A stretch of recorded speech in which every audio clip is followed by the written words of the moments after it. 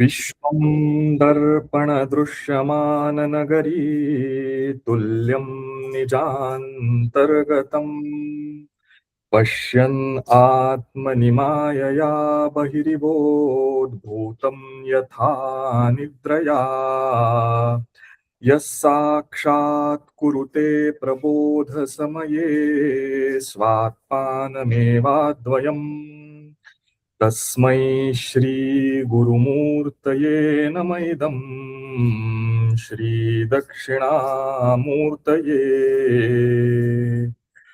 दूर्वादलद्युतितनुं तरुणाब्जनेत्रं हेमाम्बरं वरविभूषणभूषिताङ्गं कन्दर्पकोटिकमनीयकिशोरमूर्तिं पूर्तिं मनोरथभुवां भज जानकीशम्.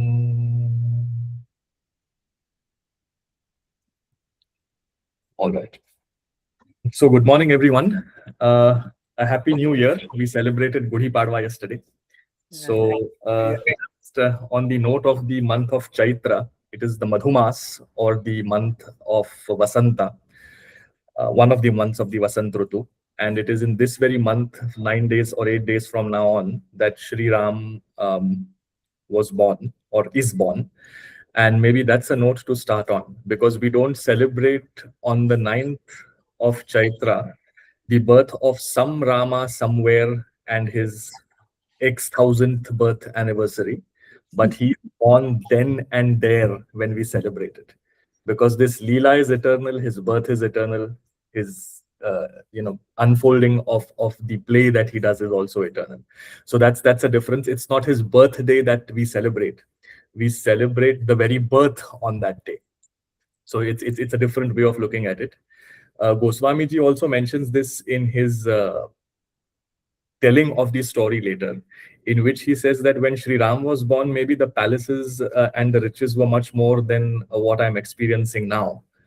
But the birth of Ram for me is what I experience now because I am there.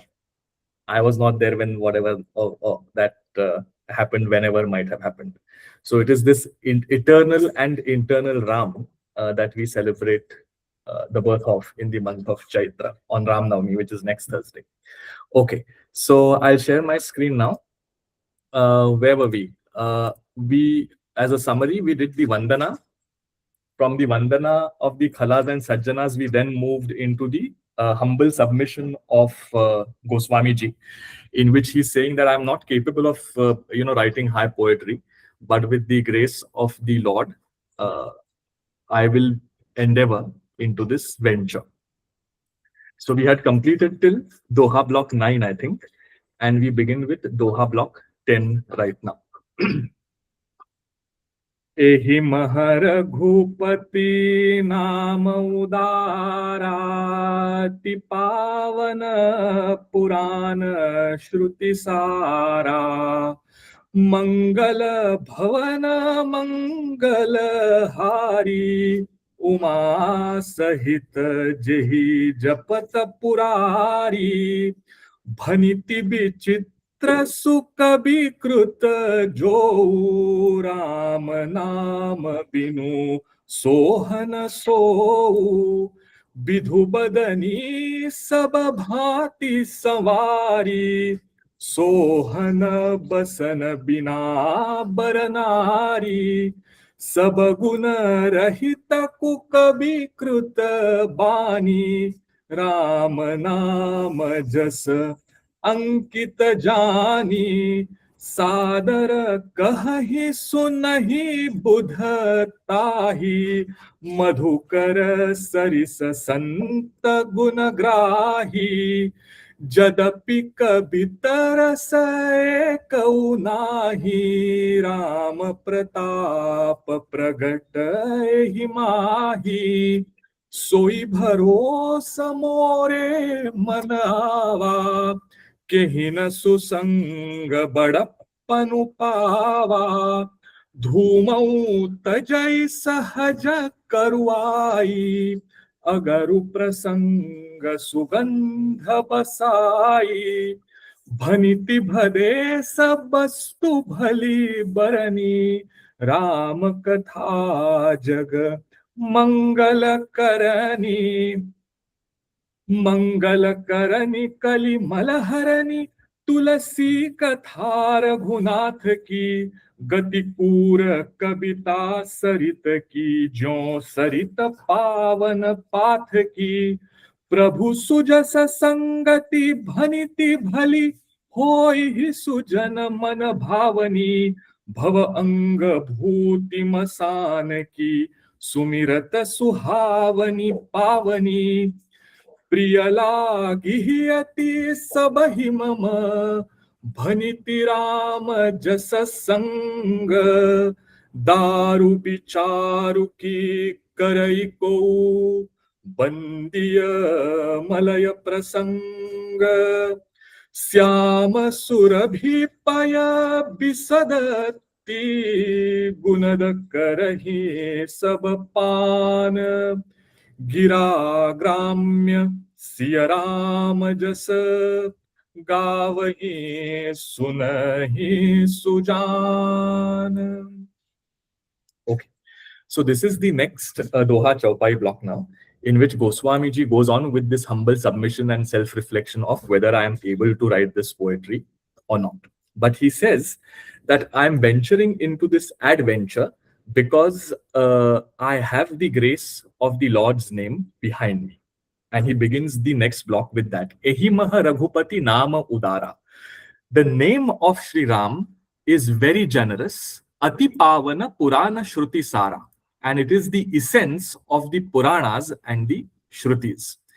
Now, in the Mandukya Upanishad, we have this verse that says, Om is the essence of everything.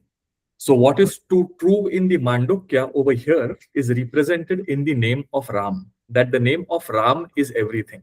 The entire universe or the multiverses of being and becoming, everything is included in that word Ram. Now, it's a very contrite concept to understand.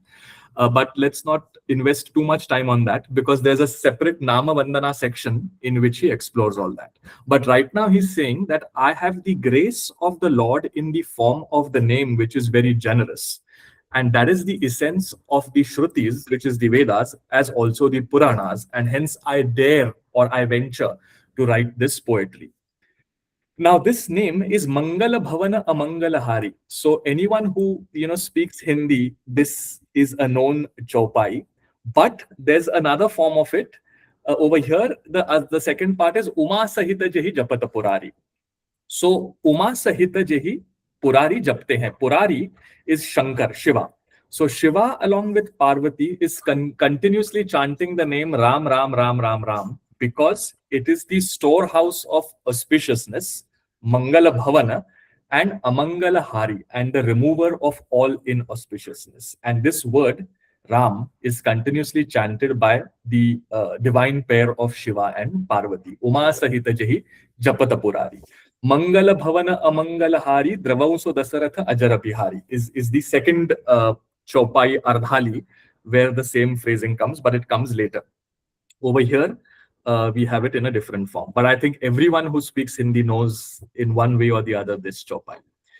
Then he says, Bhaniti bichitra su kabi kruta jo, Rama nama binu sohana so.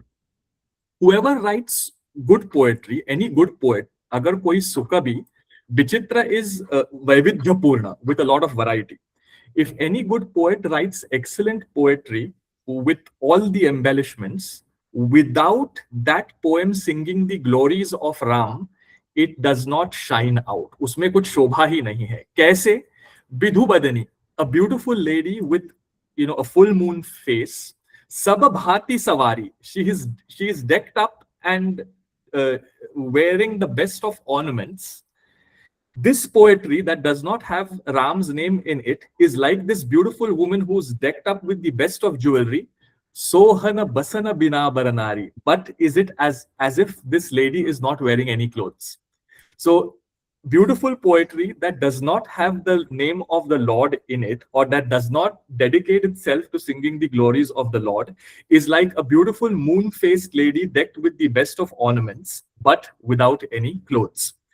Sabaguna rahita ku kabi krutaban. On the other hand, there could be a bad poet or not that good a poet who's written some sort of poetry, Rama Nama Jasa Ankita Jani, whose poetry is impressed, Ankan hua hai usme, Ram Naam ka, Sadar kahi sunahi budhatahi. Such poetry will be listened with great charm and attention by the learned people because they, like hummingbees, know where to search for nectar. Madhukara Sari, Madhukara is a bee. Madhukara Sarisa Santa Gunagrahi, and they pick and choose nectar so they know they have the discretion of finding out where the glory of the Lord is sung, and they would go exactly to those nectars and pick up the honey from there and not look into the other poetry, which is like this bedecked woman without any clothing. Then he goes on to say, Meri Kavita mein, says Goswami ji, there is no rasa at all. Jadapi Kavita rasa ekahu nahi. There is none of the rasas that are mentioned in the theory of poetry. Rama Pratapa Pragata ehi mahi. But the glories of Ram I try to sing. They are expressed in my poetry. Soi bharosa more mana ava. And it is with this confidence and backing I have Rama's back, because he is the one whose glories I am singing in my poetry. It is that gives me confidence, because a lowly being achieves highness in the company of the great. We saw that right in the invocation verse with the crescent moon on the head of Shiva. Similarly, he's saying, however my poetry, good or bad, with whatever embellishments or lack of them, because it has the back of Rama's name, it will achieve greatness, because that such is the nature of things. He gives an example for that now. Dhumau tajai sahaja karuai.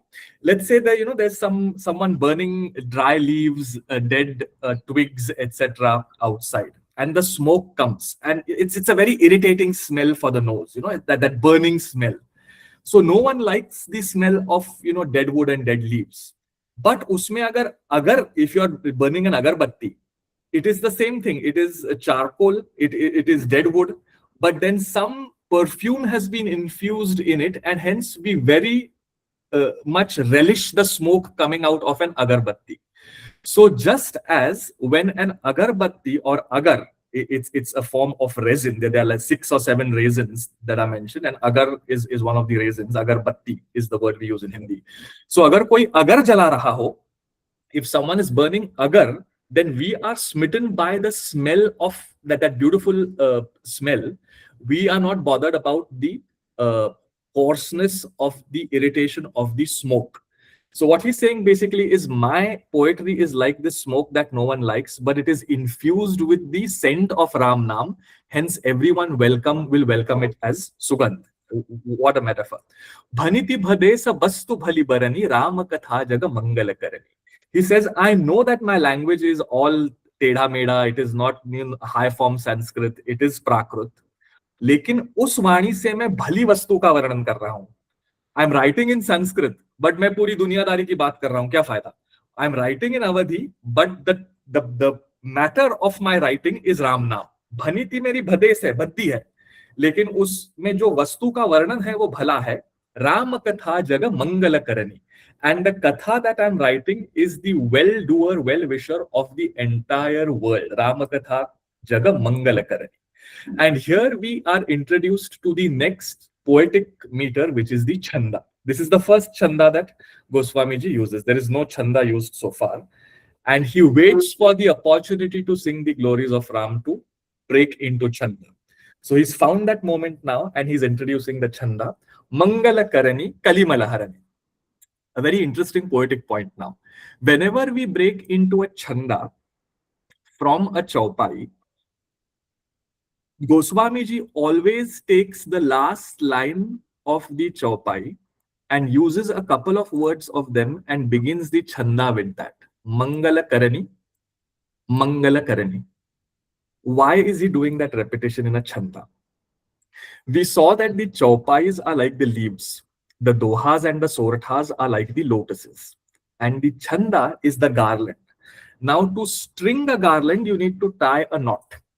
So he ties the knot while stringing the garland by using Mangal Karani as the way up and Mangal Karani as the way down, and the knot is tied. So when he's weaving the garland of the chanda, you will always see in every chanda that there is a link. He never does it anywhere else. It is only when the chanda is introduced that he uses a couple of words used earlier as they are verbatim, as we say in chanda, because he's tying the knot of the garland. Just a poetic aside as to why he does that. So Mangala Karani, ये जो कथा है जिसमें श्री राम का गुणगान हो रहा है, वो मंगल की करनी है. It is the doer of auspiciousness. Kalimala Harani, it is the washer of all our sins of Kalikal. What are the sins of Kalikal? All to err is human. Lobha, moha, matsar, dvesh, irsha, competitiveness, covetousness, wanting to do things much more than you are capacitated to do. All these trappings of being human are the Kalimala. And this katha gives you a pause, saying you don't have to come out of it entirely. Just start washing yourself in the katha step by step, and slowly it will start transforming you. So it's not a morning bath of 5 minutes that you stay under the shower and remove all the summer heat. It is a perennial bath, an eternal bath that we have to go on dipping into to wash out what it means to be human, but also to bring out what it means to be human. Being human, as we saw, has both sides. The khalas and the sajjanas are all within us. So this dip in the Ram Nam is to wash the khalas, but to bring out the sajjanas within us. So Mangala Karani, Kalimala Harani, Tulasi Katha Raghunath ki. Tulsi. Now this is, Deepak, I think you had asked in one of the earlier sessions, does he use his name anywhere?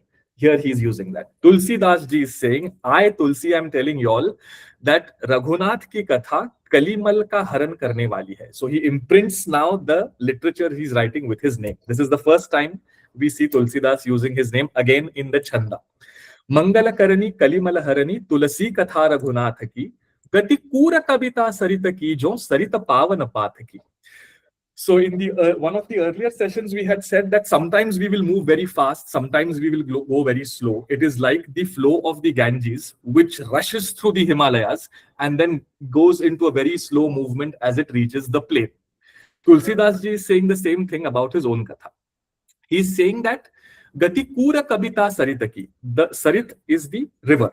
So the river of my poetry has a very uneven path. Cruel hai. There's no, symmetry. It's not like it's flowing as the water flow in it is not like X cusecs per second across the flow. It keeps on changing. There's continuous variation in the cusecs that is flowing in my poetic river. It's not standard. Sometimes there'll be a gush. Sometimes there'll be a very slow flow. But because it is singing the Ram Katha, I am comparing this flow of my poetry, Jo Sarita Pavana Pathaki, to the Ganges. Pavan Path, this Tripathagamini Ganga, it comes from heaven, goes through the earth, and then goes down into the Netherland.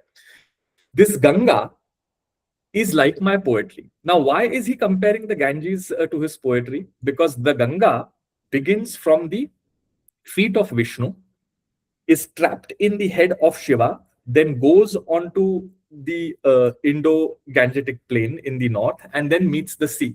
So it begins with Vishnu's feet, it is trapped in Shiva's head, and then enters the sea, which again is the abode of Vishnu.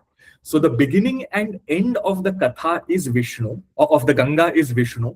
Similarly, my poetic Katha river is also having Vishnu in the form of Ram as its main ingredient. And hence he's saying that I compare my poetic river to the flow of the Ganga. It sometimes goes fast, it sometimes goes slow, it sometimes goes over a boulder, it has eddies and currents in it. Sometimes it is having a lot of mud, sometimes it is having a lot of lotuses. That is the nature of the Katha, but it is still the Ganga. Prabhu Sujasa Sangati Bhaniti Bhali Ho Ihi Sujana Mana Bhavani. This poetry that I'm writing will be an enchantress of people's minds, because it has got the Sangati, or it has got the companionship of Prabhu's Katha. So it is not my poetic genius that allows people to be enchanted by it, but the material of enchantment is the Katha of Ram, which is why people would, he's making a prophecy here, like my poetry so much. And then he gives a beautiful comparison. He brings in Shiva, because earlier he had said that Shivji and Parvati ji continuously sing Ram Naam. So now he's saying Shivji kya karte hain? Bhava anga bhuti masanaki. Masan is smashan. The sir drops off. Sh changes into a sir.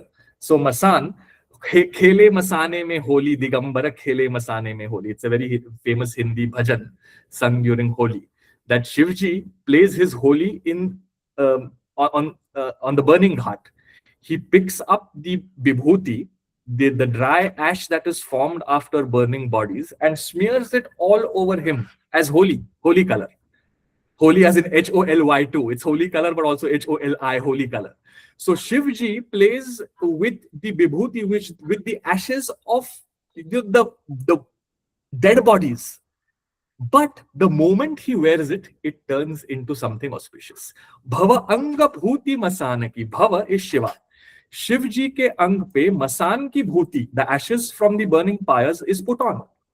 लेकिन क्योंकि वो शिव जी के ऊपर है और वो सुमिरत किसका स्मरण करते हैं, राम नाम का, तब वो सुहावनी लगती है. It becomes very beautiful the moment he applies it on his body, because he is thinking of the Ram Naam continuously. So what is the metaphor or simile here?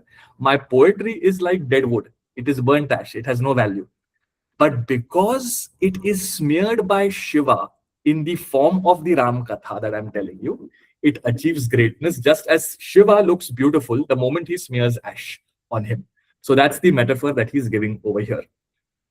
Priyalagihi ati sabahi mama bhaniti Rama jasa sanga. He's then saying that because, again, he's repeating himself, because of Rama's companionship, my voice, my poetry will start appearing beautiful to everyone, not just me, but everyone. Daru bicharu ki karai ko bandiya malaya prasanga. So this needs some contextualization. Daru in Sanskrit means wood. So daru is not alcohol as one understands it in the modern usage. Daru is wood. Devadaru is the tree of the gods, the Devdars in the Himalayas. Daru is wood. Now, Malaya mountains are the mountains in South India which carry the sandalwood trees on them. And there is a beautiful verse by Bhartrhari, which Goswamiji is referring to here. Kintena hema girina rajatadrinava yatrashritascha taravasta eva manyamahe malayameva yadashrayena kankola nimba kutajapi chandanasyu. So what is he saying? He's saying that what is Bhartrhari saying? Bhartrhari explains that I don't care for mountains of gold or mountains of silver. Kintena hema girina rajatadrinava yatrashritascha taravasta eva. So the trees growing on mountains of gold and silver would be trees. Babul hi rahega, neem hi rahega. I care for the Malaya mountain that grows sandalwood on it, because by the intense smell of sandalwood, people think that kankol, nimba and kutaja, these trees which don't have a scent, they also start acting like sandalwood.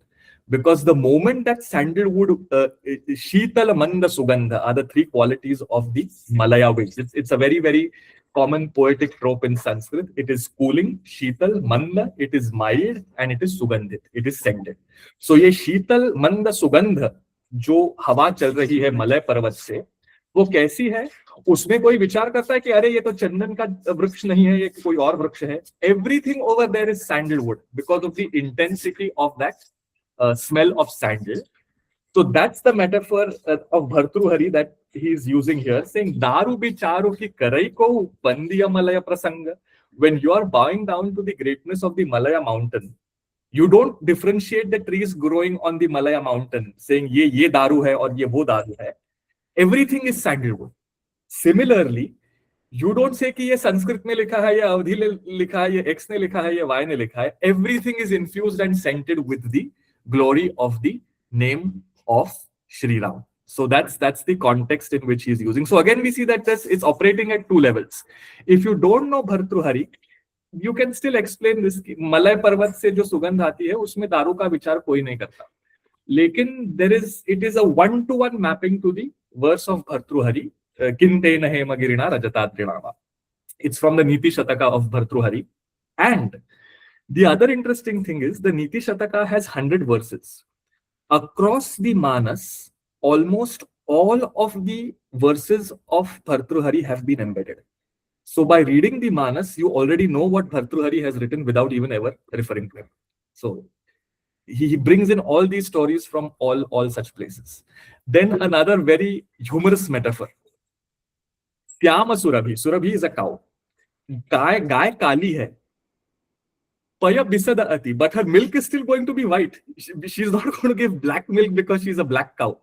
There's a black cow, but her milk is going to be white. Ati gunadaka rahi sabapan. It's also very good in terms of its strength-giving qualities, and hence everyone drinks it. We don't say कि अरे नहीं मैं ये गाय का दूध नहीं पीऊंगा क्योंकि ये तो काली गाय है. Everyone drinks a black cow's milk as much as one drinks a white cow's or a brown cow's milk. गिरा ग्राम्य. मेरी गिरा जो है, मेरी वाणी जो है वो ग्राम्य है. वो it's not very cultured. It's like that black cow. But the milk that this poetry is going to give is that pure white ambrosial milk of the yasha, the glory of Siya and Ram. So even though my poetry is faltering, is problematic, it is like the non-sandalwood tree. It is written in a crooked manner. It is like that black cow. It is still going to ultimately give us the scent of sandalwood and infuse us with the strength of the milk from a cow. Gavahi sunahi sujan. And hence, well-wishers and sajjanas are still going to take access to it. So in a way, he's having this self-doubt and also reflecting on it and saying, no, but I've got the back of Sri Ram, so this is going to succeed. Okay, then he moves on to go to another metaphor. We'll read the next Doha Chaupai block, and then I have got some images which I will bring forth. मणिमानिक मुकुता छवि जैसी अहिगिरी गज सिर सोहन तैसी नृप किरीट तरुणी तनु पाई लहहि सकल शोभाधिकाई तैसे ही सुकवि कवित बुध कहहि उपजहि अनत अनत छवि लहहि भगति हेतु विधि भवन बिहाई सुमिरत सारद आवति धाई रामचरित सर बिनु अनहवाए सो श्रम जाइन कोटि उपाए कवि कोबित अस हृदय बिचारी गावहि हरिजस कलिमल हारी किन्हे प्राकृत जन गुण गाना सिरधुनि गिरा लगत पछिताना हृदय सिंधुमति सीप समाना स्वाति सारदा कहीं सुजाना जौ बर सई बर बारी बिचारू होहि कवित मुकुतामणि चारू जुगुति बेधि पुनि पोहियहि रामचरित बरताग पहिरहि सज्जन बिमल उर शोभाति अनुराग. Okay, now he moves on again. This self-doubt and strengthening, self-doubt and strengthening. This goes on now. He says Mani, Manik and Mukuta, gems. Manik would probably be rubies and Mukta is pearls. So gems, rubies and pearls, they have a certain splendor inherent in them. Ahigiri Gajasira Sohana Taisi. We saw that in traditional Indian poetic tropes, a cobra, a nag, is said to have jewels in his funny, in his head. So he says that Jaise Ahi is a snake, Giri is a mountain, and Gaja is an elephant. So the comparison is that a snake holds gems in it on its hood. A mountain holds rubies inside it in the mines, and the two lobes of an elephant, if you crack them open, then there is a certain formation in them which is considered to be Gajamukta or pearls. So in the lobes, the frontal lobes of the elephant, if you crack them open, there is some bony formation. So that has a biological fact behind it. But a snake is not really known to have any gems embedded in it. So that's the metaphor that he's using. So he's saying that on a snake's hood, you would find some jewels. You would find some jewels inside the deep caves of a mountain. and you would also find some pearls on the two lobes, frontal lobes of an elephant. लेकिन वहां पे उनकी कोई शोभा नहीं है. You know, what's the use of them? You know, having them on the hood of a snake is somewhere deep inside a mountainous cavern or inside the two frontal lobes of an elephant. Nrupakirita taruni tanupai. They have to be, all these three things have to adorn a beautiful woman or the crown of a diadem of a king. Only then they are put to good use. So if a beautiful, if a young woman, taruni, if a young woman adorns all these jewels and emeralds and pearls, only then they look beautiful. Or if they adorn the diadem or the crown of a king, only then they have some value. Lahahi sakala sobhadhikai. Their beauty is enhanced and is polished if they are put to such good use. Taisehi. Just like that. Similarly, Sukabi kabita budhakahi. Learned people say that good poetry of a good poet residing in him is like these jewels residing somewhere else. Upajahi anata chabilahahi. They are born in the mind of the poet, but they shine out somewhere else. What is that somewhere else? Singing the glories of Ram. Shrama eva hi kevalam. In the Bhagavatam, there is a beautiful verse that says you can keep on doing all your daily duties fully and perfectly as assigned to you in your station in life. But if that does not churn in you a love for the divine, it is Shrama eva hi kevalam. It is all futile work. So similarly, over here, he's saying that beautiful poetry written by poets, उसमें अगर कामकाज की बात है, यहाँ पे क्या चल रहा है, वहाँ पे क्या चल रहा है, तो it is like these diamonds and emeralds and all these things hidden. But if this poetry is put to good use, singing the glories of the divine, then it shines through, like pearls, diamonds, emeralds worn by a beautiful woman or adorning the crown of a king. Now, Bhagati hetu vidhi bhavana bihai. Now he gets slightly, he has this funny bone now. Bhagati hetu vidhi bhavana bihai sumirata sarada avati dhai. Sarada is Sharda. So understand this, it's very, very compact language. So we need to start unfolding what's going on here. He's saying that Sharada, which is Saraswati, the goddess of knowledge. Where does Saraswati reside? On the tongue. So he's saying that Sharada or Saraswati, she came running. Bhagati hetu vidhi. Vidhi is Brahma. Brahma is her husband. Saraswati Brahma, Lakshmi, Vishnu, Uma, Shiva, and Sita Ram. So these divine pairings that we have, usme Saraswati ji Brahma ji ki patni hai. She came running, leaving Brahmadeva, leaving her husband and all the wealth and beauties of Swarga, of heaven. Bhagati hetu vidhi bhavana bihai. She came running to the brains of the poets because they asked for her bhakti. Is this to mean that? What does this mean? The poet is doing the bhakti of Shri Ram and Saraswati came to his rescue because he is doing the bhakti of Shri Ram? Meaning one. Meaning two, Saraswati herself is being begged for mercy by the poet, saying, "Aa jao, aur aapki jo jadoo hai, wo hamari vani pe chha jaye." And she's saying, "Okay, someone is praying for my mercy, I come down." Or is she like that jewel hidden in heaven as the wife of Brahma, but not enjoying herself there? She wants good company of knowledge, and hence she comes down like this Manimanika Mukuta Chabitaisi. So she's there, but her real shine, her real beauty is going to come out when she graces the intellect of the Buddhijanas, of the great poets. So three meanings. Meaning one, she's running away because she wants to shine. Second meaning, she is coming at the call of grace because poets are bowing down to her. Meaning two. Meaning three, because there are a few poets who bow down to Sri Ram, she blesses them because she knows that is going to create great poetry. Meaning four, Vani resides in all of us. There are four types of Vani. What are they? We have Para, Pashyanti, Madhyama, and Vaikhari. Para sits in the Mooladhar. It's that primordial sound residing within us.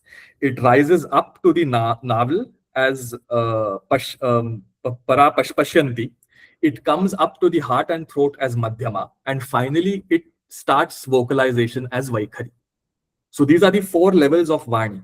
which is very simple to understand, right? I mean, whatever we express, there has to be a certain processing going on behind. There has to be a certain deep embedded thought in your hearts below. And the primordial sound which allows us to speak is residing much deeper below in the Mooladhara. So when you vocalize, all these Shaktis are coming out and then you vocalize. We don't understand this, of course, because all this is happening instantaneously. So Brahma was born from the navel, right? Vishnu ji के नाभि कमल में से ब्रह्मा जी जन्मे. So this Bidhi is like that Brahma residing on our navel. Saraswati is residing in that space, in the Mooladhara and the navel area.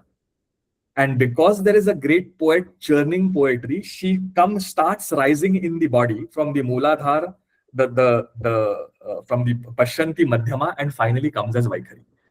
So the externality of this little line is that she runs from heaven. The internality is that creative juices start flowing within us once there is a higher end, which is the glory of the Lord. So multiple layers in this little Bhagati Hetu Vidhi Bhavana Bihai Sumirata Sarada Avati Dhai. To cut a long story short, Saraswati has come running because someone begged for her mercy and grace. Now what happened? Siradhuni. Siradhunna matlab apne haath sar pe marna. Saraswati is now fed up because she came here, someone prayed to her, लेकिन कहानी क्या बता रहे हैं? इसका इसके साथ कुछ चल रहा है, उसका उसके साथ. हम अपनी वैखरी जो है, हमारी वाणी जो है, हम किस काम के लिए यूज करते हैं? गपशप, gossip. Everyone does that. All of us do that. If someone is saying no, they are lying.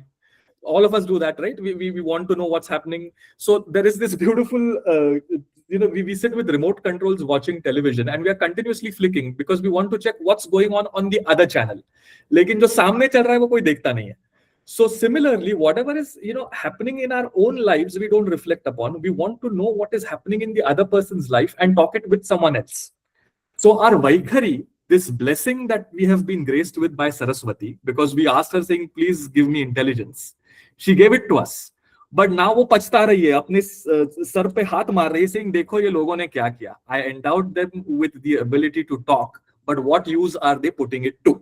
That's the context of the next one. Rāmacaritamānasa binu anhavaye so shrama jaina koti upaye kabhi ko bida asar hudaya bichari ga vahi hari jasa kali malahari. Now this is slightly tricky. I can't explain this unless we explain the next line. So let's go there. Keen hai prakruta jana gunanana. All the prakrut people, all human beings, they begged for Saraswati's mercy. But once they were empowered with that, they started abusing, disabusing, misusing it. Siradhuni gira lagata pachatana. And she started banging her forehead with her hand saying, what have I landed into? I left my abode as Brahma's wife, or I found expression as a deeper energy sitting inside each one of us. And when I enable that, Kinhe Prakruta Janagunanana, all you are doing is gupshup and gossip. And hence Saraswati is saying, oh my God, what have I entered into? And hence, now Saraswati ji is tired because of all the endeavors of human beings. So some of the poets say that we called her as the human collective, we've called her. So if someone else is putting her to bad use, the human collective says that there are some poets that also need to put her to good use so that, she can find some respite. So because most others have put her to this use, in this human collective, there are some good poets who say, इनको विश्राम भी तो कोई चाहिए. कितने दिन, कितना time बक बक करते रहोगे दुनियादारी के बारे में. Saraswati also needs to have some calm.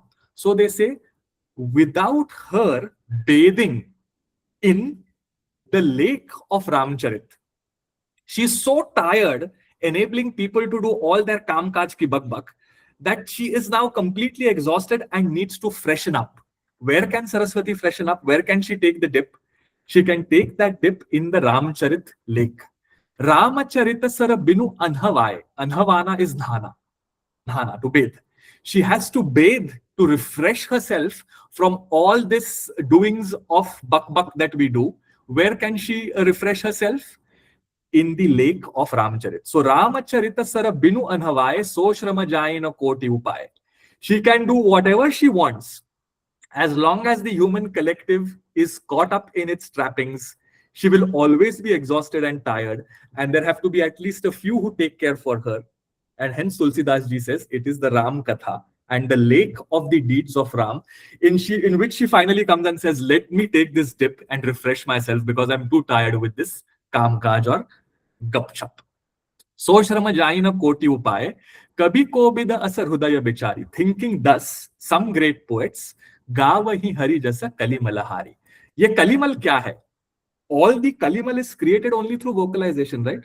You get angry at someone shouts back at you, you desire for something, you don't get it, you get angry. You desire for something and hence you get transactional. All this is enabled through the voice. Most of the world's problems will be resolved if everyone sits quiet. Because we have this Vaikhari, the power of Vaikhari, we engage it, we use this power to do many things. And hence some poet then put it to good use by singing the glories of Sri Ram, which is like this wash, this mental wash that washes out the Kalimala. And Saraswati herself has to take a dip in this so that now that she's come here and is residing on our tongues, she can get back to being disabused by people who are using her in a wrong way. So this is the sequencing is slightly tricky. We have to go to the earlier one and then go back over here. Now he brings out an excessively beautiful metaphor over here. Hrudaya Sindhu Mati Sipa Samana Swati Sarada Kahi Sujana. What is going on over here? Hrudaya Sindhu Mati Sip. These are just nouns with no endings, no prepositions, no postpositions. Samana, that's the only connector. Like. So heart, ocean, intelligence, oyster, like. This is the literal translation of this line, which means nothing. Swati Sarada Kahi Sujana. Swati asterism, the nakshatra. Sharada, Saraswati, say learned people. So learned people say Swati and Sharada like heart, ocean, intelligence, oyster. What do you make of this now? What is going on over here? See, आजकल तो सब cultured pearls पहनते हैं. But just these natural pearls, real Basra pearls that you trade in Baghdad, found in the Persian Gulf. Those are the finest of pearls. They are called Basra or Basra pearls. Naturally formed pearls in the Persian Gulf. Very, very costly, very unique. In fact, the Maharaj of Baroda had made a canopy of many Basra pearls, and it sold at I think Christie's for many $1 million. I think a few years back. So anyhow, Basra pearls are the priciest of pearls. Now it is said. So basically, how I mean, some of you all might have seen the farming of cultured pearls. They open the oyster, they inject a certain foreign body, it's closed, and around that injected foreign body, the pearl is formed. In these, commercial farming of pearl, or what we call cultured pearls, that's how a pearl is formed. But in nature, what happens is when an oyster has slightly opened up and some kind of impurity goes inside, be it a mud, grain, something, by chance, it is all happen chance, it doesn't always form. Sometimes it just forms a protective layer around it so that that foreign body doesn't cause harm to the oyster. And then it solidifies, and that is what we call a pearl. So an oyster forms these pearls in them naturally, and the best of these pearls are Basra pearls near Baghdad, in Iraq, in the Persian Gulf. Now, it is said that when the Swati nakshatra, now what is a nakshatra? We have these 27 nakshatras in the sky. The sun, so the moon also traverses through these nakshatras, and the sun also traverses through these nakshatras. But over here, he is talking of the rains in Swati nakshatra. So we have to understand that it is the movement of the sun that is being referred to. So when the sun comes in the Swati nakshatra, when does that happen? It normally is late October, early November. If at that time there is some rain that falls, that rain drop, if the oyster opens up and takes it in and closes it, it turns into a pearl. That's a poetic and mythical belief that we have. Is there any biological evidence for that, or is there any natural geographical evidence for that? Not really. But what we can probably extend logically is that monsoon has faded out. Suddenly some winds and gusts are blowing, and we have two sorts of heavy rains that come. One is Hasta Nakshatra, which happens during Dashera, when the rain just lashes out. It's like the receding monsoon rain, which comes down very heavily. That's called the rains of the Hasta Nakshatra. And then after that, you have the rains of the Swati Nakshatra, which also lash down very heavily. So during the Hasta Nakshatra, if a lot of impurities have set in the ocean, and then these drops of Swati fall, some of those impurities get in, and the oyster closes and forms the pearl. Could be the geographical reason. I'm just speculating here. I don't know.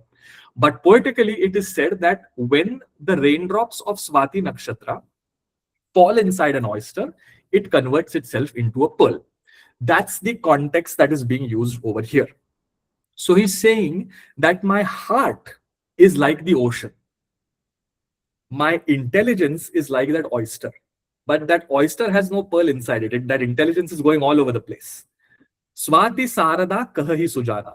But the learned people say that the raindrops that fall are like Sharda. It is Saraswati, which gives me poetry.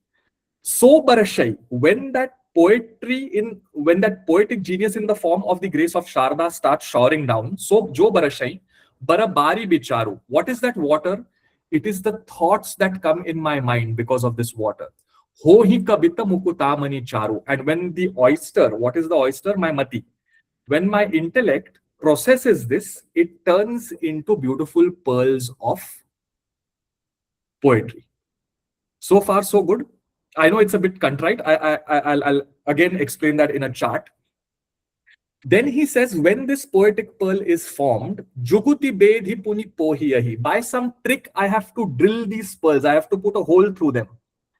Rāmacaritamānasa. So I bring all my poetic embellishments, tricks, tropes together, which is the trick that drills through these pearls.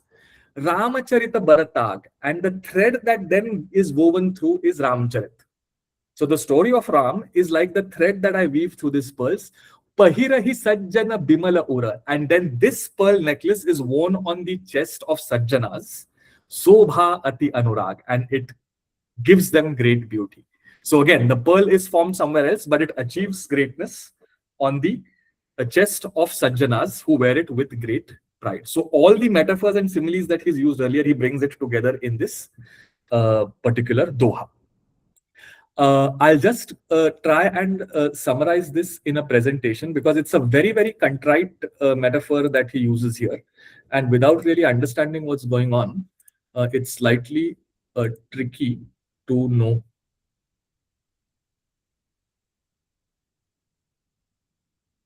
What am I sharing? Okay.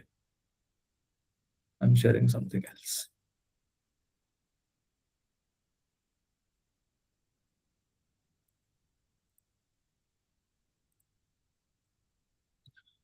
Okay. Do you see the presentation now? I think so. Yeah. So I've tried to tabulate this. So the sea is compared with the heart. The oysters are the intelligence. Swati asterism or Swati nakshatra is Sharda or Saraswati herself. The uncertain rains, they might come, they might not come, is the happen chance of sublime thoughts. You know, you never know when a great thought strikes your mind or not. It's as uncertain as the rains of the Swati nakshatra. The alluring pearl is the wonderful poetry or poetic verses that result out of this combination. The skillful drilling of the pearl is the skillful arrangement of poetic verses. The beautiful thread that goes through is the thread in the form of the Ramayana, or the story of Ram. It is sported on a gorgeous body, an actual pearl, whereas this pearl is worn on the clean hearts of Sajjanas. The person who wears the pearl looks elegant and others are mesmerized by its splendor. And the person who is now wearing this pearl in the form of Ram's story is enthralled in love of the divine. Sorry, the spelling of divine, I think, is wrong. And it spreads that to others. So this is what is called a complete metaphor. The metaphor is complete in every which way. You look at it from every angle and there is a parallel drawn that Goswamiji presents over here.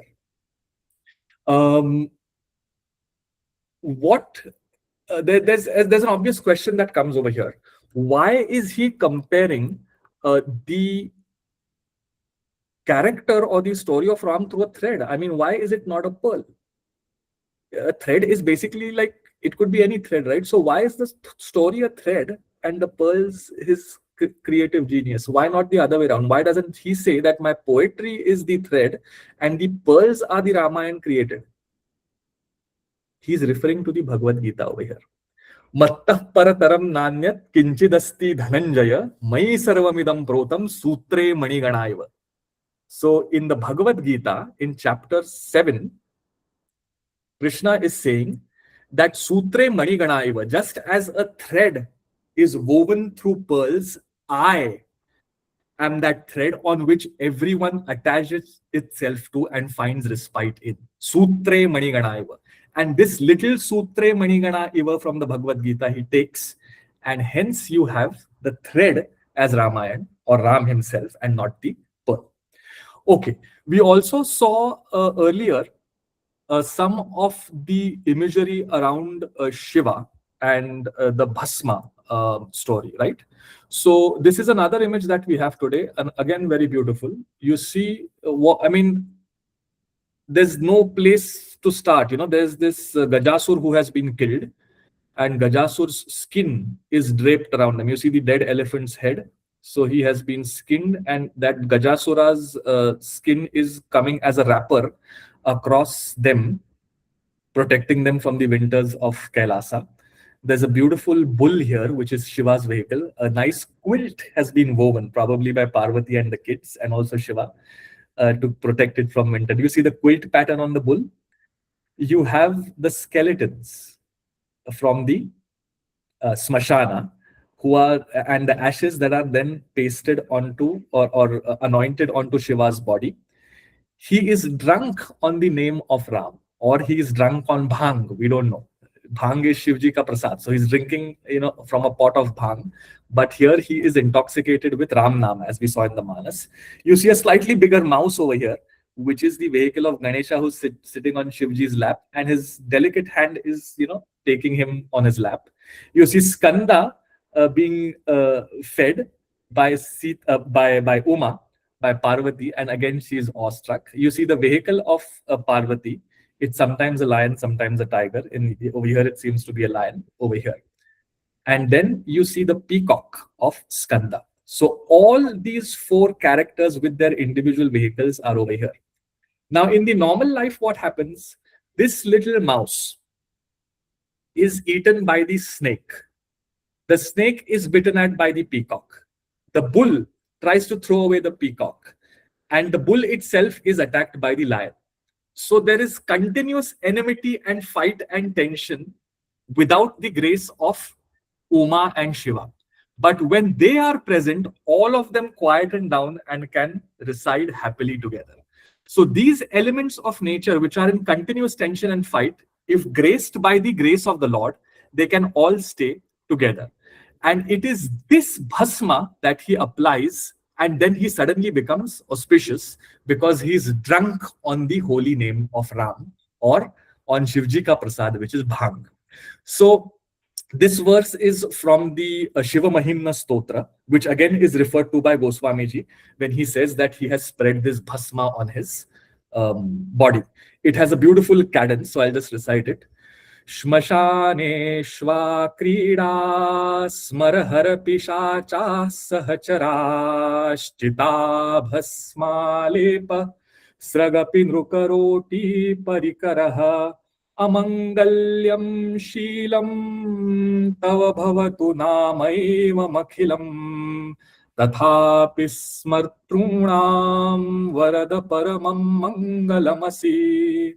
So he's basically saying everything around you is amangal. You have skeletons, you have bones, you have ash, but Chita Bhasma Lepa, you are anointing yourself with the Bhasma from the Chita, with ashes from the funeral pyre. You are carrying in your neck Nruka Roti Parikaraha, a collection. Your necklace is what? A collection of these heads of dead bodies that we had seen last time. But the moment all these things come together in you, amangalyam shilam, they are all inauspicious. But param mangalamasi, they become immediately auspicious just by the presence of you. It is this verse from the Shiva Mahimna Stotra that Goswamiji refers to when he says that the bhasma, when applied, suddenly becomes auspicious. I think, talked about why the sutra is Ram and not the pearl. It's referring to the Bhagavad Gita, Sutre Manigana Iva. All right, we'll take a short pause now for any questions, comments, or anything that you all want to ask. Share.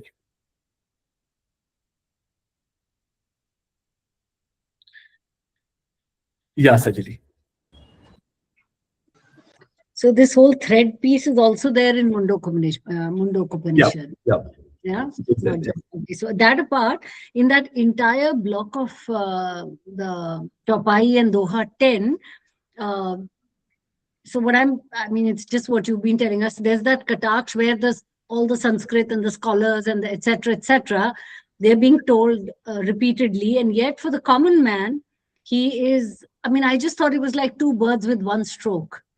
In one sweep of that, like just like the sandalwood, washes off everything.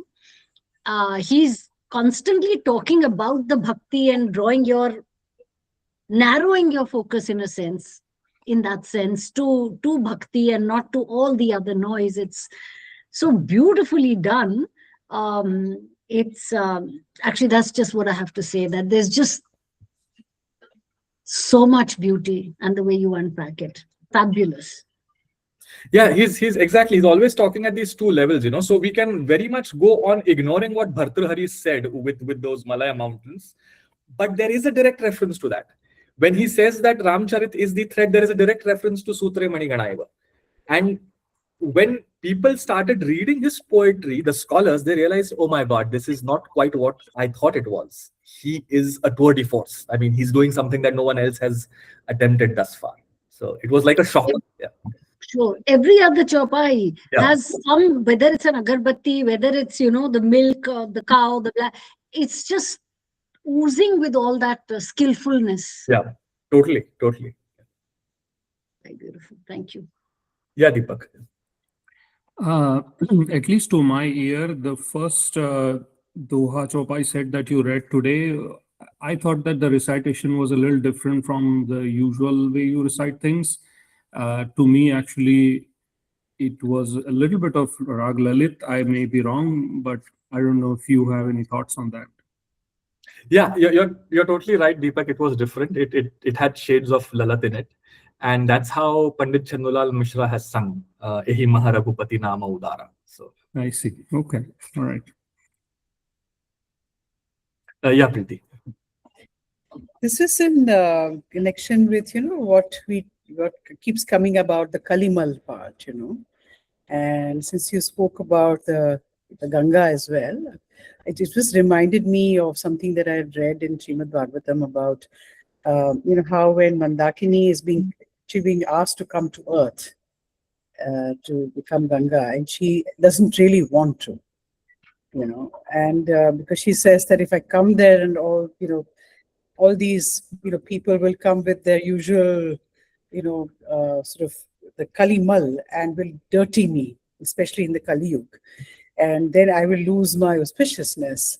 And then she was told, but at the same time, the sadhus, the sajjanas, they will come and bathe in you, and you will be purified because of these great ones. So I just thought I'll sort of, talk about that a bit. Yeah, very true. I mean, and all these texts, are interlinked.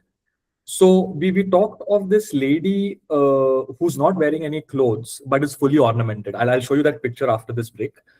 There is a story in the Bhagavata where Kotara comes naked and confronts Krishna because she's trying to protect Banasur. So Banasur is the son of Kotara. And Kotara then comes naked in front of Krishna, and then Krishna just looks away.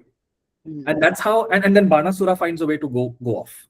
And I just knew that image, which is why I could link it so easily. So all this is what I mean by embodied culture. There are all these images that we recall sometime and suddenly see, oh, this is the same as the Kotara image. So I've got that image with me today. I'll show both of them to you to see the commonalities between them.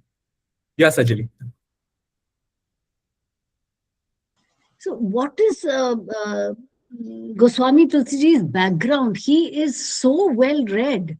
And the way he, whether you've shown us, I still remember that fly with those 1,000 eyes to all this, and then he's weaving it all together and using this reference and Kalidas and all that.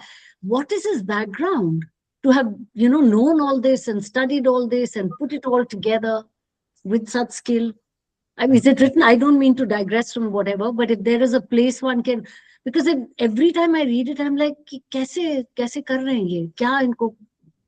मतलब may be it's very linear कि कुछ पढ़ा है इसलिए ये आता है उनको या कर सकते हैं.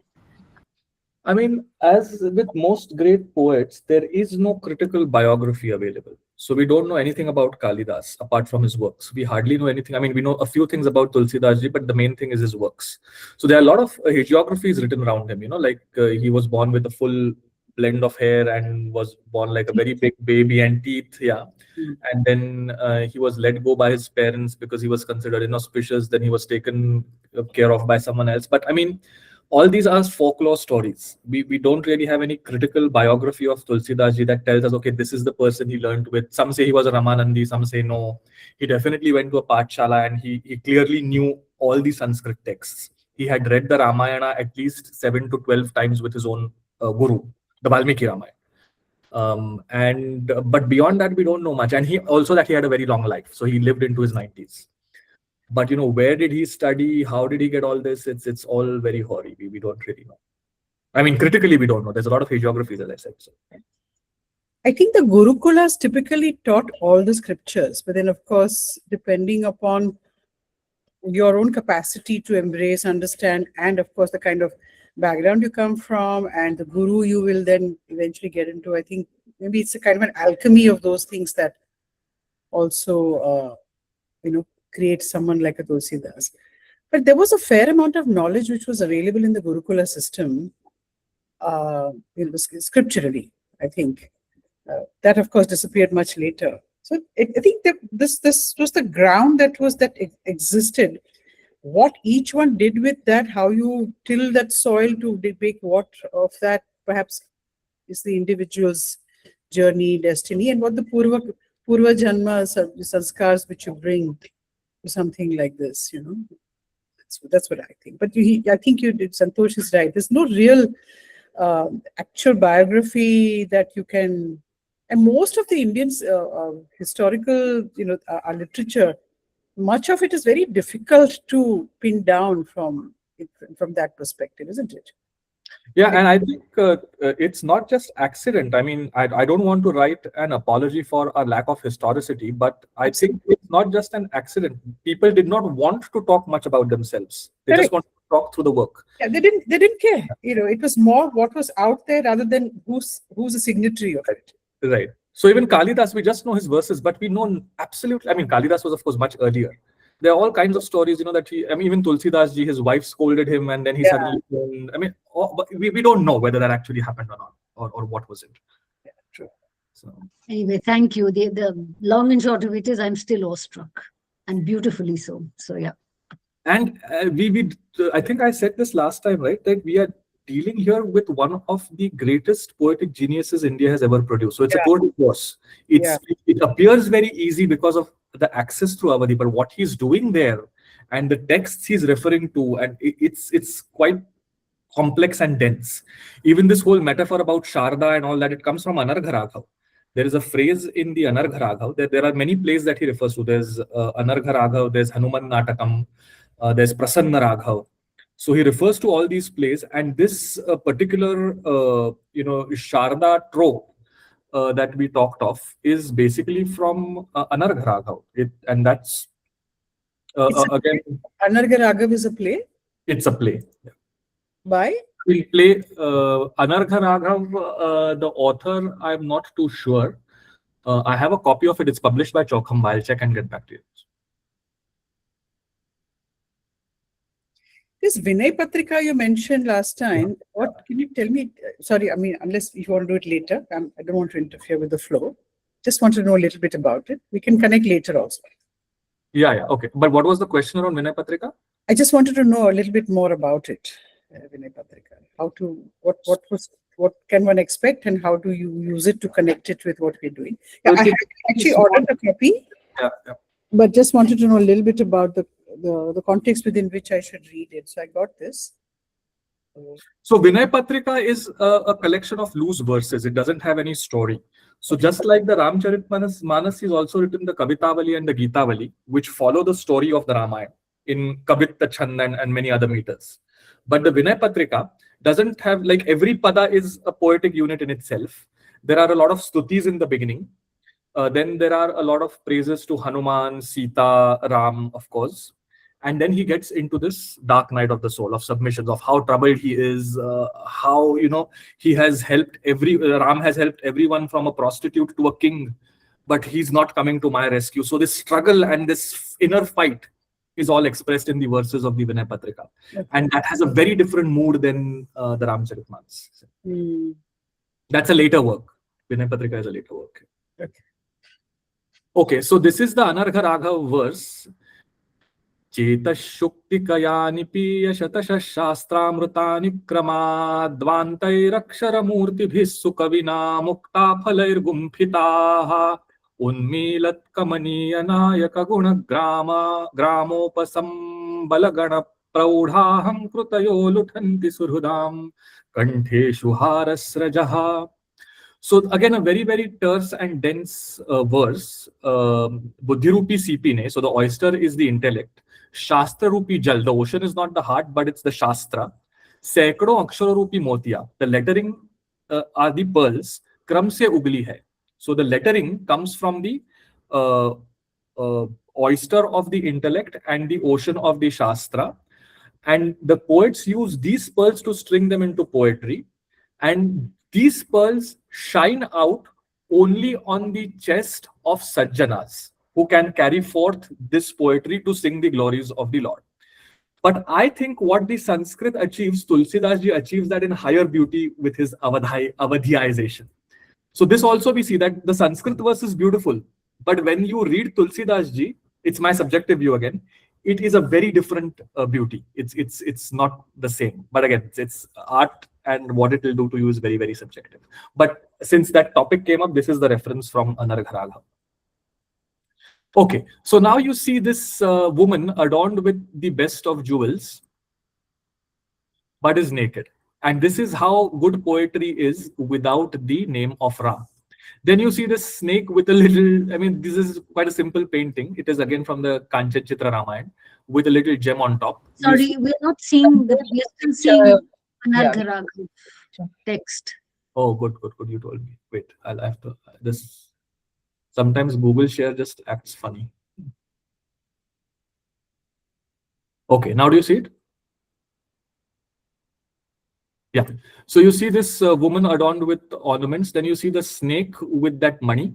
You see the elephant from whom the pearls are going to flow. And you see the mountain in whose caverns all the emeralds and jewels are hidden. But they don't achieve beauty there.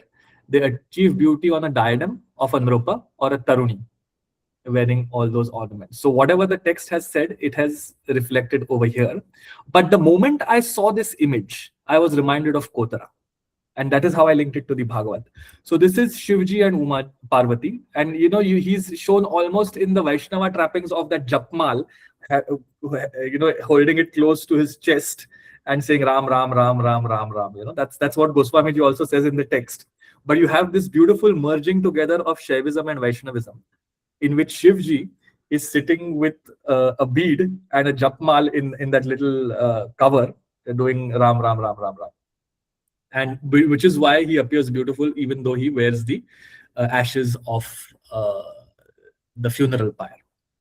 What else is there in this picture? I don't know what reference this animal has. I'm sure there is some reference to the verse. The Ganga is flowing down. That is Yeah, this is the Ganga. This is Tulsidas ji himself.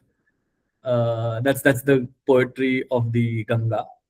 And I think that's about it in the image. Shivji looks almost Buddha-like here. And what I like is that both of them are doing, and they have different colors also. No? She's having this red covering and he's having this green one, doing Ram, Ram, Ram, Ram. So this image about the woman, as I said, reminded me of Kotara. So there is a dispersed Bhagavad Purana manuscript. It's called the Palam Bhagavata. It's of 1530 to 1630 vintage, written in West Central India. So here you see Krishna is turning his way ahead. You see the naked Kotara, and you see Banasur under the protection of his mother running away, because Krishna is no longer wanting to look at a naked woman standing in front of him. So he has turned his face away, and Banasur has taken that opportunity to run away. So it's, as I said, it's a very, very old manuscript. It's called the Palam Bhagavata. But this is how imagery also talks, because I had this image in my mind and I saw the Kanchan Chitra Ramayana image. There was a connection made. Otherwise, just by the Bhagavata text, I wouldn't be able to make that connection. Anyhow, so so much so on imagery. I think we talked about this image also. We talked about where does this poetic idea of Bhasma turning holy come from. It's from the Shiva Mahimna Stotra. And Sutre Manigana Eva also we talked of. Okay, so we'll now move to the next Doha, Chaupai block, unless there are any further questions on this. No? Okay, then we move on.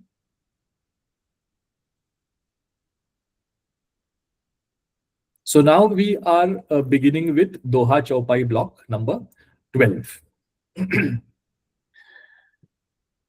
जे जन में कली काल कराला करतब bye सबे शमराला चलत कुपंथ बेद मग छाड़े कपट कलेवर कलिमल भाड़े बंचक भगत कहाई राम के किंकर कंचन कोह काम के तिन्ह मह प्रथम रेख जग मोरी धीग धर्म ध्वज धंधक धोरी जो अपने अवगुण सब कहूं बाढ़ई कथा पार नहीं लहूं ताते मैं अति अल्प बखाने होरे महु जानी हहि सयाने समुझि विधि विधि बिनती मोरी कौन कथा सुनी देहि खोरी एतेहु पर करि हहि जय शंका मोहिते अधिकते जड़मति रंका कभी न होहु नहीं चतुर कहावऊं मति अनुरूप राम गुण गावऊं कह रघुपति के चरित पारा कहमति मोरी निरत संसारा जहि मारुत गिरि मेरूडाही कहूं तूल के ही लेखे माही समुझत अमित राम प्रभुताई करत कथा मन अति कदराई सारद से समहेश विधि आगम निगम पुराण नेति नेति कही जासु गुण करही निरंतर गान.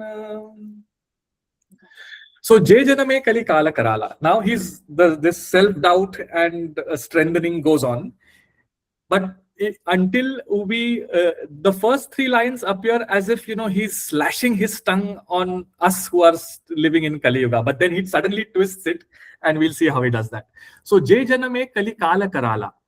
Those who are born in these difficult times of Kali Yuga, Karataba Bayasa Besha Marala. This is so beautiful. Inside they are like a crow, but on the exterior they are like a swan. They are very beautiful in talk, but inside they are very devilish. All the people of Kali Yuga, they have this hypocritical way of things. Chalataku pantha beda maga chhade. Maga is marga. So Ved ne jo banaya hua marga hai. So they leave the broad highway of the spiritual path and start going here and there into areas which are not really spiritual, but they proclaim as spiritual. Chalata ku pantha, wo achhe panth nahi hai. They are not good paths, they are bad paths. And they deviate on these paths. Chalata ku pantha beda maga chhande, leaving the path that the Vedas prescribe. Kapata kalevar, kalevar is the body, the physical body. So उनका जो शरीर है, कलेवर है, वो कपट से भरा हुआ है. It is full of scheming and all the durgunas. Kalimala bhande, as if the body itself is a container of all the dirt of Kali Yuga. So this is that double wash, external wash in the Ganga and internal wash in the Ram Katha. So the mull of the body, all the sweat and dirt can be washed with water. But the internal mull of which our body is a container can only be washed if we dip ourselves into the Katha. Chalataku pantha beda maga chhande, kapata kalevara kalimala bhande. So we feel that his tongue is now getting acerbic and is lashing at us. Right? That we are these people from Kali Yuga who are the containers of Kapata and born in Kali Yuga. Panchaka bhagata kahai ramake. They call themselves to be the bhaktas of Ram, but they are actually behaving completely against what his body message is. किंकर कंचन कोह काम के, they are servants. किंकर, राम किंकर होना एक बात है और मोह किंकर होना दूसरी बात है. किंकर is a servant. So they are not Ram Kinkars. They claim to be Ram Kinkars, but Kinkar kiske hai? They are servants of whom? Kanchana, money, Koha, krodh, anger, Kama, lust and desire. So they are subservient to lust, desire, anger, money, wearing, bhagwa kapda, collecting money in the name of Ram, and doing everything that goes against the teaching of what Ram is saying. Tinhamah prathama rekha jagamori. Amongst all such men, I am primus inter pares. I am the first amongst them. Tinhamah prathama rekha, says Tulsidas. I am the first amongst all such people. Dhinga dharamadhvaja dhanda kadhori. Dhing is fire, dhikkar. Fire upon me. Mera dhikkar ho, dhing. धर्मध्वज धंधक धोरी. मैं पूरी दुनियादारी के धंधे में अटका पड़ा हूं. धंधक धोरी, धोरना is to carry. So I am like a donkey carrying the weight of all the trappings of the material world. और मैं बड़ा धर्मध्वज बन के घूम रहा हूं. Now Dharmadhwaj is a very tricky word. It's not the flag of dharma. It's someone who is hypocritic. So someone who carries the flag of dharma says, धर्म में ऐसा है, धर्म में वैसा है, अरे ऐसे मत करो, अरे वैसे मत करो. बट उसकी खुद की जिंदगी जो है वो धंधक धोरी है. So he is saying that I am the first amongst all such people who are born in Kali Yuga, and fie upon me who is a hypocrite carrying the flag of dharma and is caught up in the trappings of the material world, carrying their weight on his shoulder. So basically he's giving us a doorway to be open about our trappings. So we say Tulsidas ji खुद के बारे में ऐसे कह रहे तो मैं ऐसा हूं, ये खुले में कहने में क्या दिक्कत है. So he's giving us a doorway to say all of us are like that. Don't worry, there is still redemption, because even Tulsidas himself, he is telling us, was infected by this. This is not to be taken literally. This is to be taken as a doorway to us to acknowledge all our trappings that we are caught in.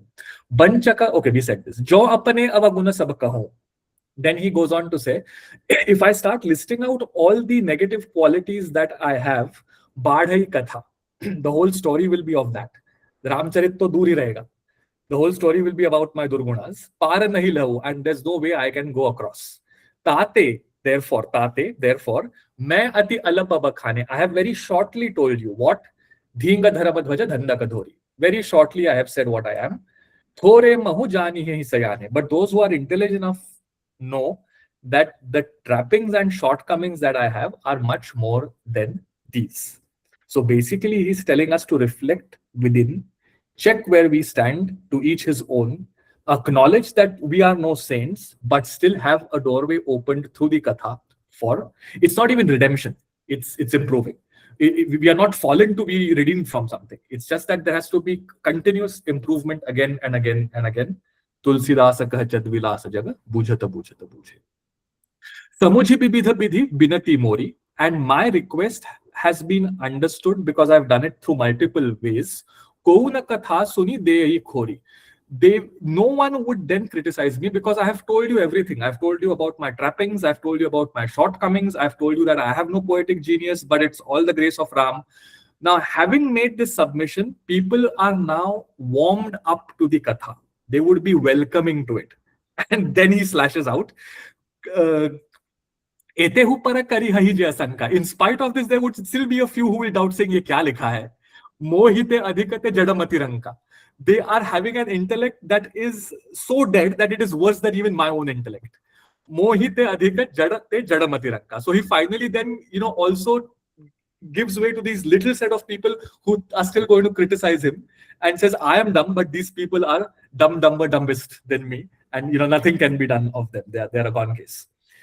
Kabhi na ho hu nahi chatura kahavo. I am not a poet. I am not, very intelligent. Mati anurupa rama guna gavav. Whatever mati I have, accordingly I have, sung the glories of Ram. So there is a beautiful OV in the Jnaneshwari in which Mauli says, Raja Honsate Chalane, Jagi Zahalya Shahane, Mhanoni Kaya Kavane Chalochi Naye. A swan walks very beautifully. When he's out of the water, or even when he's gliding in the water, it's such a joy to see a swan moving, just gliding through. And then I am just stuck where I am saying, Are mera chalna to kitna bekar hai, iski chalan chal dekho. But then Jnaneshwar says a Rajahansa might walk or trot or swim very beautifully, but that doesn't mean no one else should walk. Everyone should do their little thing. So similarly, he's saying that I am not having great poetry, but whatever might and intellect I have, with that, Mati Anurupa Rama Guna Gavau. According to that, I'm going to sing the glories of Ram. Kaha Raghupati ke Charita Apara. But the stories of Shri Ram are so immense, so intense, so intensive, so exhaustive, so unending. Kahamati Mori Nirata Sansara. And my intellect is anyhow very little, caught up in this little brain. And that too is dedicated to the doings of this material world. Sansar ke karne mein hi itna atka pada hai कि जो भी मेरी मंदमति है वो भी किसी दूसरे काम में ही लग गई है. Like that ornamented woman which is not singing the glories of Ram. So that my mati is in sansar ki kahani, gapshap. Now whatever little mati I have, 90% of that has gone waste in sansar ki gapshap. वो जो 10% बचा है उसमें तो कुछ मैं कर देता हूँ. But so the self-doubt now again changes into Ram giving him his back. Jehi Marut, not here, in the next Doha. Jehi Marutagiri Meru Udahi. Now the Ram Katha is so complex, it's so intense, it's so unending that it flies off, great mountains off their feet. In front of these great poets, so these great mountains that are flown off their feet are like Valmiki and Kalidas. Even they are taken off. Kwasurya Prabhavo Vansha Kvachalpa Vishayamati. We saw that last time, right? The opening verse of Raghuvamsha. So even great poets have been washed off their feet by this story. I am like this little thread of cotton. So this Ram Katha is just going to wash off my creativity.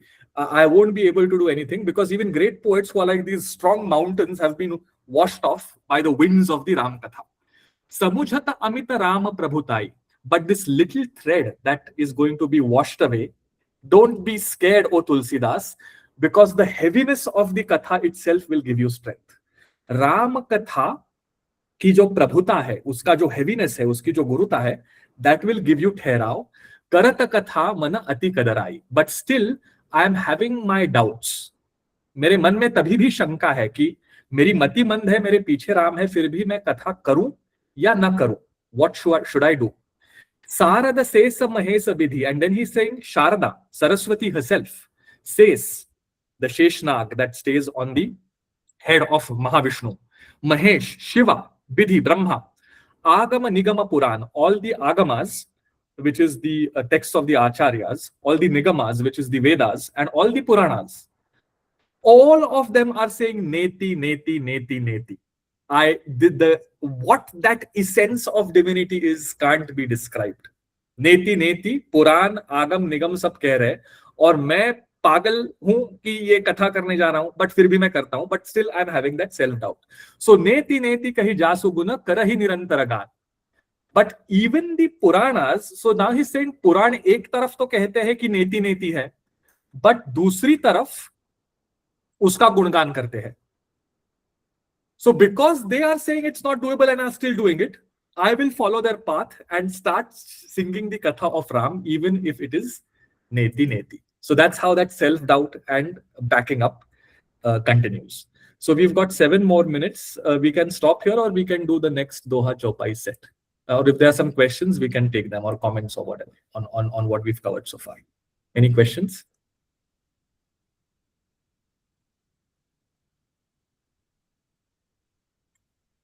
If not, then we can go to the next Doha Chopai set. So we are now doing Doha Chopai set block 13.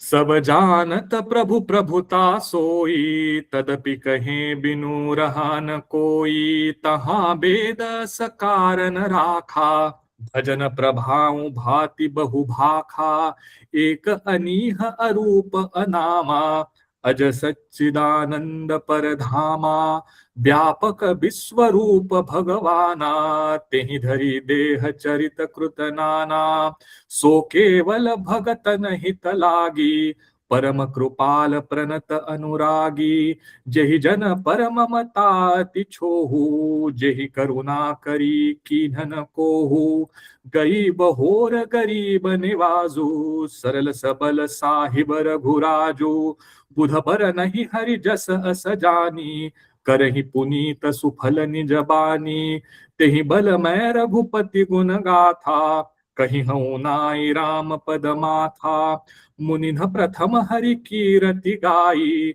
तेहि मग चलत सुगम मोहि भाई, अति अपार जे सरित बर, जौ नृप सेतु कराही, चढ़ी पिपीली कऊ परम लघु, बिनु श्रम पार ही जाही।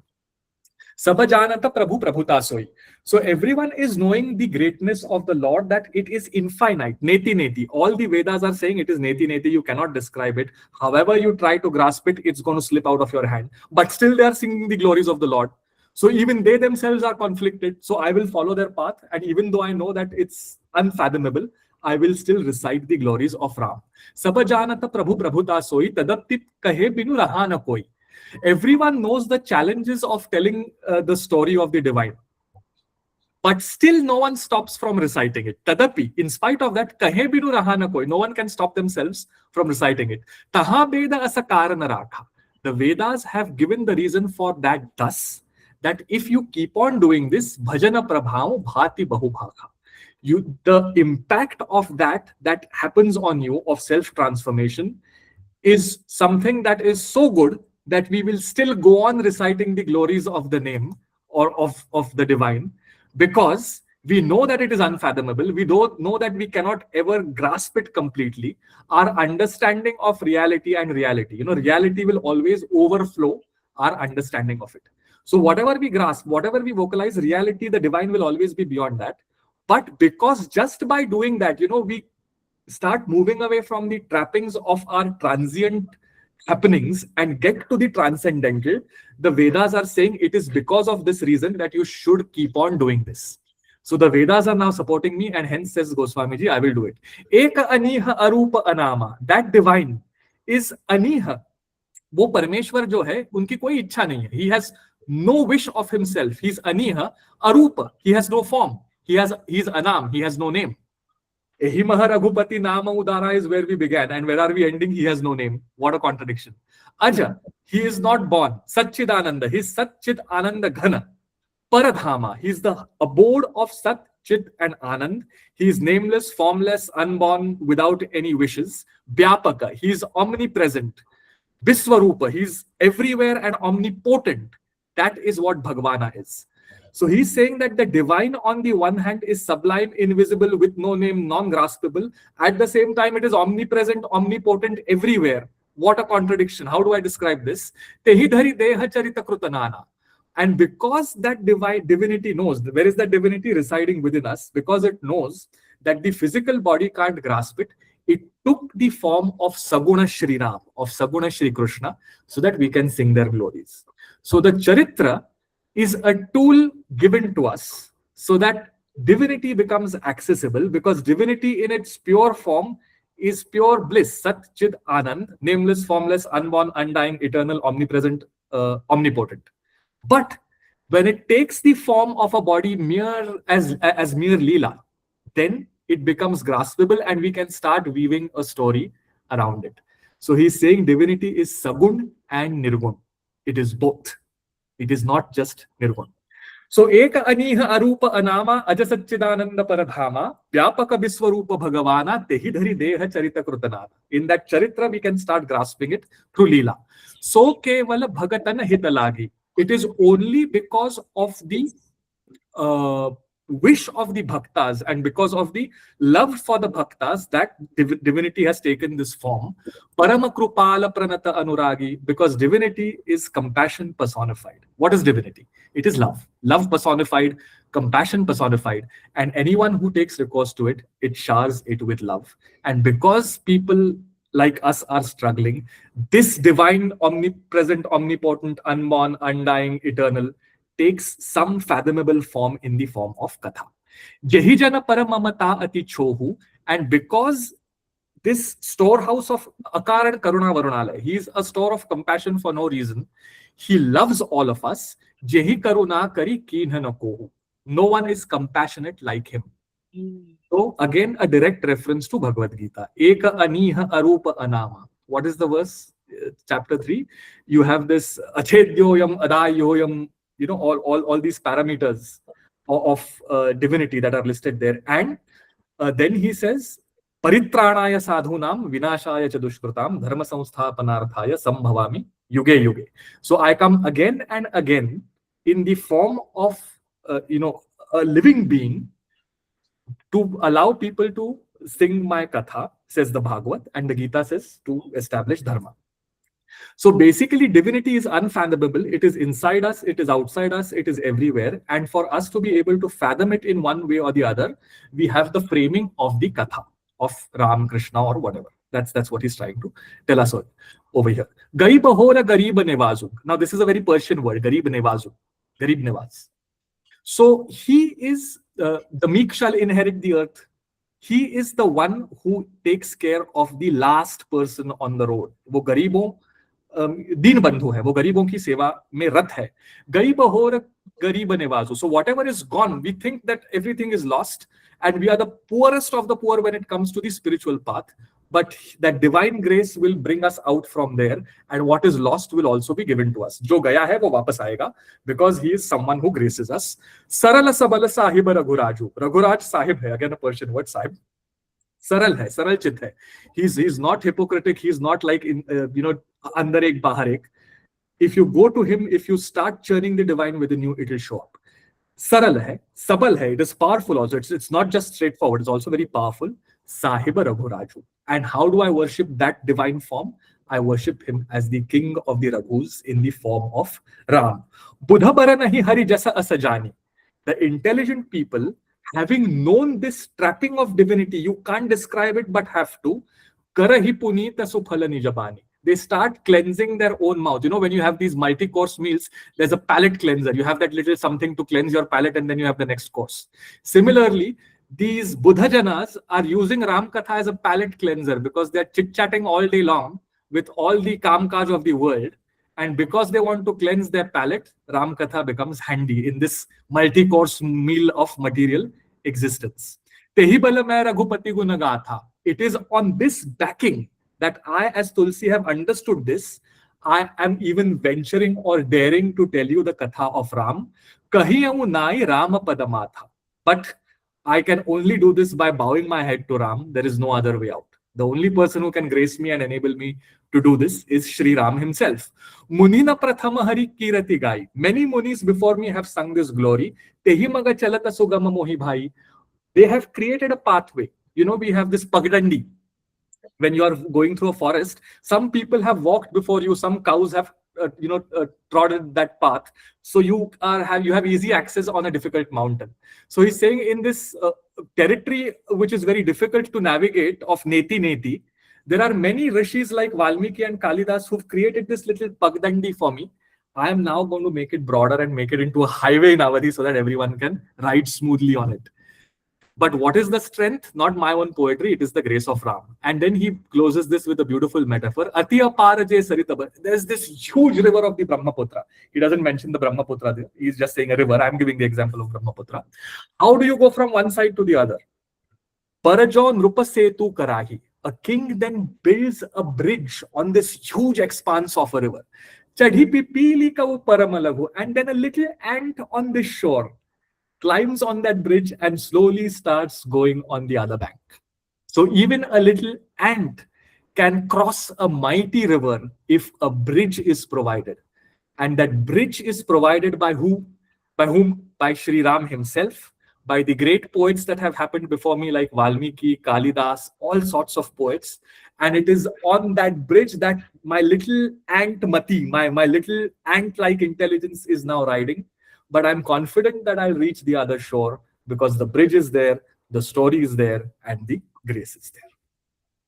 All right. Any questions?